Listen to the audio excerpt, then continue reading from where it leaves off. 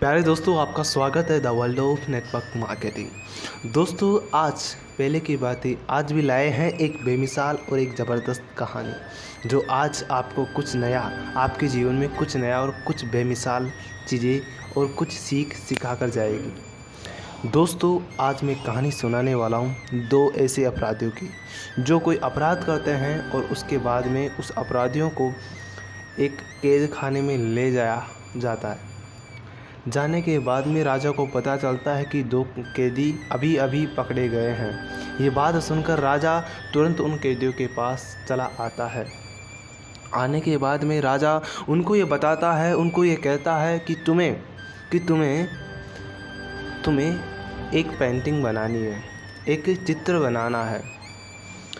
पहले आपको मैं अवगत करा दूँ, ये कहानी उस समय की है जिस समय ना तो कोई पेंसिल थी, ना कोई ऐसा कोई ऐसी चीज़ जिससे कि पेंटिंग बनाई जा सके। उस समय था एक पत्थर से पेंटिंग बनाई जाती थी। राजा ने बोला और उस समय ना कोई दर्पण था। राजा ने बोला कि तुम्हें बनाना है, जो सबसे अच्छी पेंटिंग बनाएगा, जो सबसे अच्छा चित्र बनाएगा, उसको मैं रिहा कर दूंगा।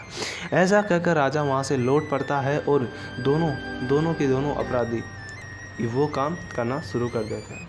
लेकिन आश्चर्य की बात यह है कि जो पहला अपराधी होता है, जिनका नाम राम होता है, राम बड़ा खुश होता है क्योंकि वो सोचता है कि यार मुझे तो पेंटिंग बनाने आती है।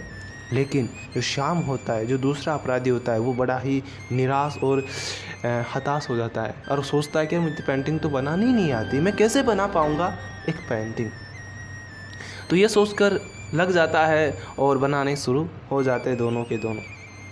और बनाते राम 12 बजे के समथिंग वो अपनी पेंटिंग को बनाकर और शांत माहौल से सो जाता है।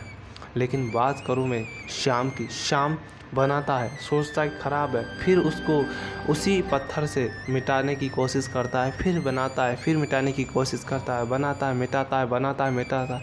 ये प्रोसेस पूरी रात हो जाती है और यह काम लगातार करता रहता है।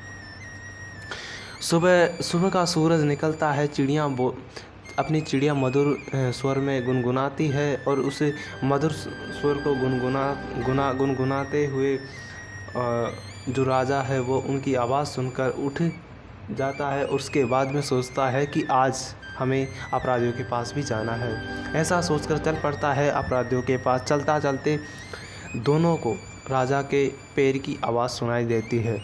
ठीक उसी प्रकार वह अंदर घुसता है तो सबसे पहले वह जो राम के पास जाता है, जो बहुत ही खुश नज़र आ रहा था, और बोला कि राजा जी आप मेरी पेंटिंग देखेगा। तो राजा जी उनकी पेंटिंग देखते हैं, इतनी सुंदर, बहुत ही गजब की वो पेंटिंग बनाता है दोस्तों। और जो राजा का मंत्री होता है वो कहता है कि इससे भी कोई अच्छी पेंटिंग हो सकती है। मुझे ऐसा लगता है राजन, जो दूसरा व्यक्ति है, जो दूसरा अपराधी, उसके पास जाना व्यर्थ है क्योंकि इससे अच्छी नहीं हो सकती है। तो राजा को भी कहीं ना कहीं बात लगी कि हाँ, इससे अच्छी तो क्या हो सकती है। लेकिन राजा के मन में एक विचार आया, क्यों नहीं एक बार देखा जाए।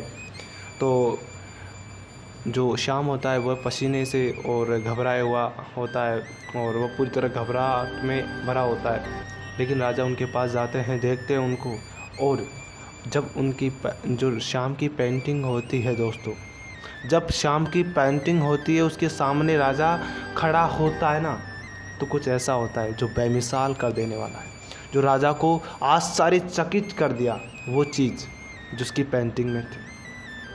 दरअसल मैं आपको बताया था दोस्तों कि वह लगातार पेंटिंग बनाता है और उसकी मिटा देता है। उसको घसने की जो प्रोसेस है, मतलब उस पत्थर से वो पत्थर को रगड़ के वो उसको आईना बना देता है और राजा अपने आप को उसकी पेंटिंग में पाता